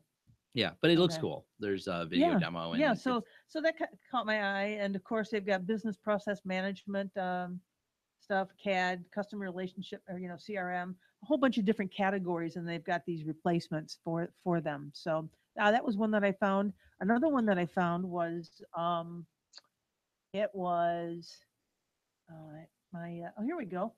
There's been a petition. They have that petition site. What is it? Not petition.org, but it's change.org. yeah, that's it. Yeah, that's it, Tom. Thank you. See, Tom's an extension of my mind. And I don't know my something. favorite one was still to rebuild the Death Star, but Yeah. But anyway, there's a petition there, and this was out on the xdadevelopers.com site, which is an Android developers site, and it has to do with that. But it's a petition to ask the developers of Phoenix OS to open source their kernel, because apparently Phoenix OS is a desktop version of Android, and there was another Android desktop version which apparently has either not been updated recently or maybe inactive, Is whatever. it Android x86? It might be. Yeah. But anyway, so I thought that was kind of interesting, and I'm thinking of downloading and installing this just to see how it is, if it is installable by me. But it's a full desktop version of Android, and it's they said as far as there was one called Remix. I think the other one was Remix. Not that. I think that Android x86 is basically you take your phone and you put it on your desktop. No, Android x86 is actually an install. I that installed runs it. Android on x86 processors. Right, Yep. but it looks like a phone. Yeah. So Similar. so this one might look a little different. So I think Oh. maybe it warrants a fresh look. All right. So if I can download it and install it without a problem. As long as partitioning is not involved, I should have no problem. But anyway, so Just say use the defaults and wipe everything. yeah, so they're trying to. I guess there's some really dedicated fans of this platform, so they're trying to get this kernel open source. So it'll be interesting to see if they're able to do that. Very cool. Because you know how Android started off as open source, and then it's slowly. I mean, there are parts of it that are no longer open source, and I think. And I don't think and- like Oreo's getting backported to the open source, because what they do is they create the new one, and then there's a kind of a pushback. Yeah, like they go, backporting okay, to- here's everything that we're going to release, which is the majority of it. I mean, things like the Play Store are still not going to be in there, but it's kind of a cool thing. But Mhm. someone said, and I have not taken time to research it, that they're not going to be doing that with Oreo. Okay. And Oreo's interesting because it's a very big rewrite of it. So Right. It's not based on AOSP anymore, right? I don't. That's why I think it is. Yeah. They kind of broke away from AOSP. So We're getting shout outs from the IRC channel. So Uh-oh. hello. hey, Oh, hey, are you sure it's not? Oh, there's bot? all sorts of conversation going on. Holy It cow. Could be. Errors and scary guy. What's that? Uh-oh. I don't know about the scary guy. Scary guy. Er- Who is that scary guy? I don't know. Who is that scary guy? I don't All right, those are my news stories because we are definitely running over. Yeah. So people who like us to be an hour, oh my gosh, we're so sorry. Yeah, this is easily going to be a 2-hour show. It's happened before. Let's redo it. Very, Our very short. content's so good though. Very short news for me. Nmap turned 20 Yay! Ooh. on September 1st. Hey, that's still my go-to tool. We use Nmap a lot. Yep, Mhm. same here. So That was very it. cool. Cool. I Thank you, Phil. don't have any news, but I have a few Linux projects I ran across that I thought was really cool. And one is gping. It's a graphical ping, so it gives you it's Oh. graphical, like ncurse is graphical, so it's still in your what's that? Sorry. Errors was saying, "Hey, I'm on TV," so I pointed my screen Oh. at YouTube. So now he's Oh, technically. Sorry, Tony. He's It's not all wrong. right. But gping it still runs in the command line, but when you ping, it gives you a graphical, like a graph of the response times. So I Really? thought that was cool. I haven't used it yet, but it looks neat, and it's easier to read, other than seeing 58 milliseconds, 126 milliseconds, blah blah blah going down the side. I'm gonna agree with get this. them. I'm used to command line only. Right, and it is in curses, so you can run it through command line. All right. That's And cool. the other one is another command line utility. It's called Betty. I don't know if you guys have heard this. Betty. I know One-Eyed Betty's in Ferndale. It's a bar and restaurant. it's I think I want to wind out it's too. a Siri-like command line virtual assistant for Linux. So you just type just like a conversation into it, Mhm. and it translates that into a command to run. Mm, Yeah, mm. I thought that was really cool. Speaking of those things, I think Alexa and Cortana there's been some integration done so they can talk to each other. Yep. So a couple of examples are, instead of typing "Who am I," and it gives you your username, Oh yeah. you type in "Betty, what's my username?" And Well, that it sounds more responds efficient. back. Well, if you don't know the "Who am I" command, This is for people that Oh, really don't okay. know the command line all that well. Yeah. Quit looking It's- at me, it's not for Tony, when Phil. you say Phil's that. going, that's more letters. I counted them. All right. And then it responds with, it says Betty, and then it says running, and then it runs, and it tells you the command it runs, Uh-huh. and then it responds with that, whatever the command would.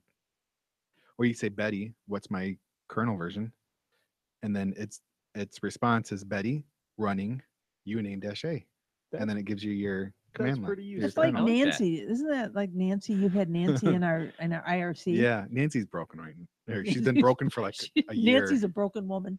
Is Nancy? I'm not the one that said Uh, that. Betty is a Ruby project. You can Broken find it on woman bot. GitHub. Oh, cool. All right. Is Yeah. Nancy on GitHub or Bitbucket or anything like that?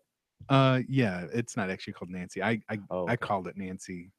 It's Oh, it's a IRC bot, and it's actually called Jenny is the project. Oh, you're So- Nancy.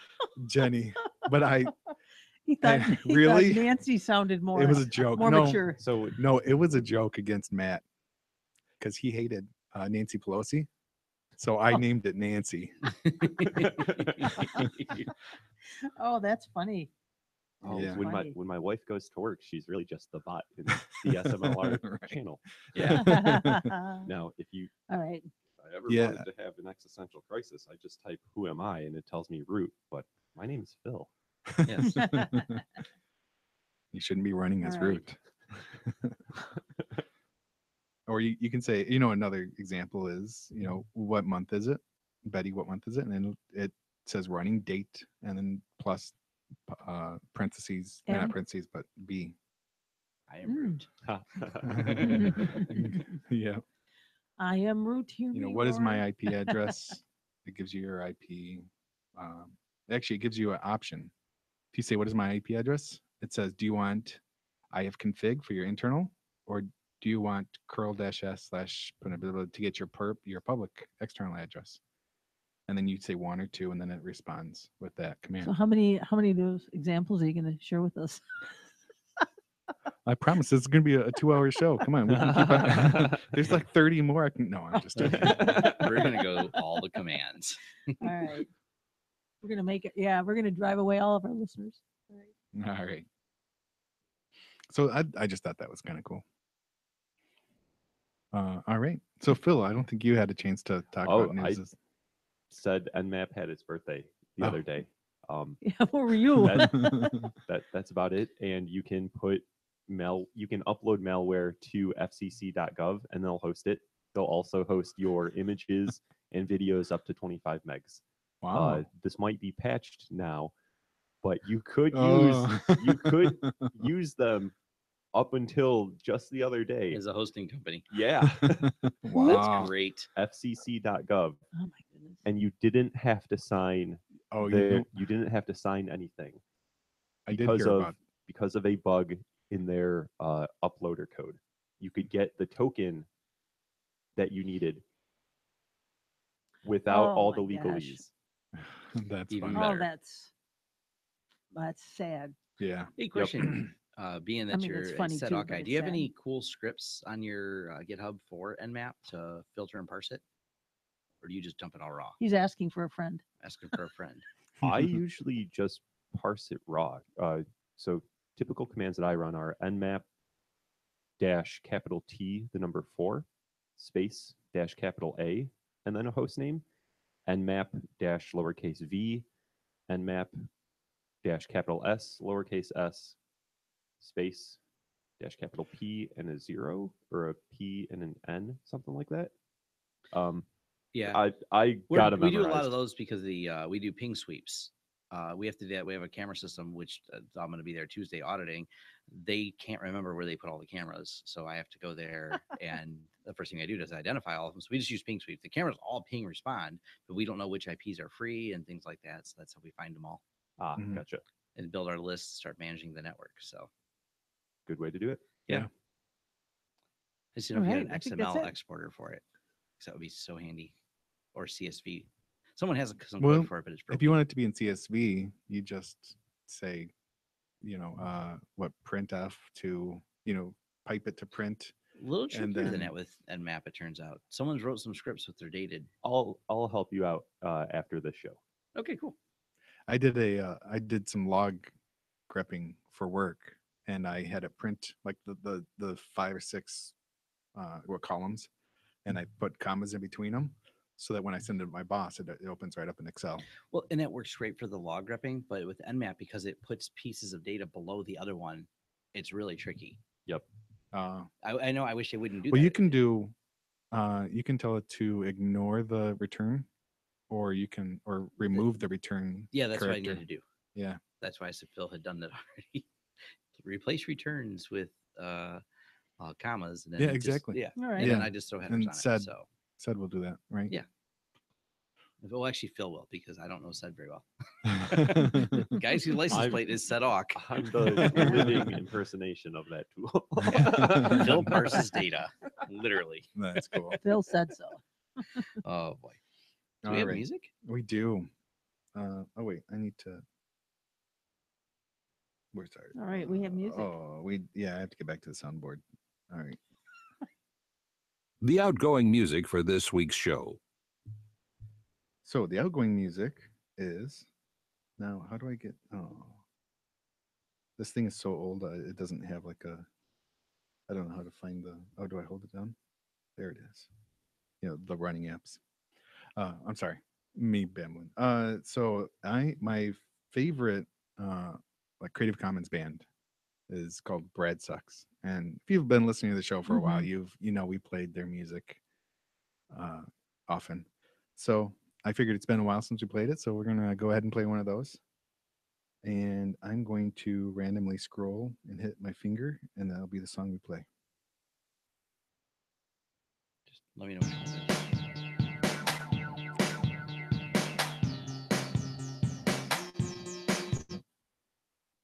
The other hosts in the podcast that can't hear the music. So it is called Brad Sucks, or the band is Brad Sucks, from the album Out of It. And the song is called Dropping Out of School. And I think we should dedicate this to school starting this next week.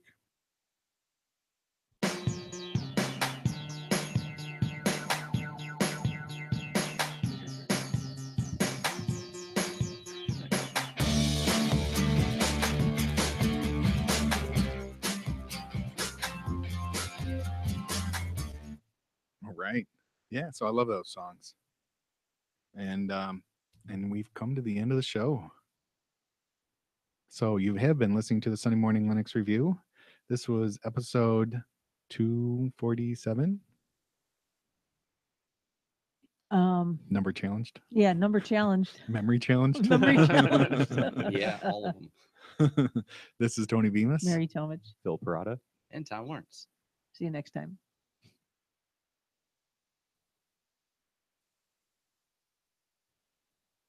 What are we taking a fresh look at this week? Wrong one. You've been listening to the Sunday Morning Linux Review.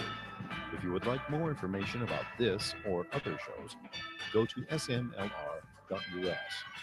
Feel free to send comments to show@smlr.us or give us a call at 734-258-7009. I'm John Miller. If you don't like it, you can Bite my 8-bit metal ass. That's bite with a Y. All right, we're done. Anything else you guys Can't want to talk unsee about? that picture. Well, we can go for another hour. I can babble on. Hey, did you guys hear about the acoustic attacks of our diplomats in Cuba, in Havana? Yes. If not, Yeah. That was really interesting. Yeah, as a matter of fact, there's been more than one, and acoustic, like they're playing loud sounds at them. well, they're playing probably subsonic. I mean, They found a way that it's affecting our hearing. They Mhm. have a rash of them that are all having very severe Do hearing they issues. do they listen to Security Now? What is this called? The supersonic dog killer? Yeah. I think is what he built. We are. Yeah. We're still Oh. on. So, all right. So I guess we'll say everybody goodbye Hey, bye, on YouTube. everybody. Have a good weekend. Mhm.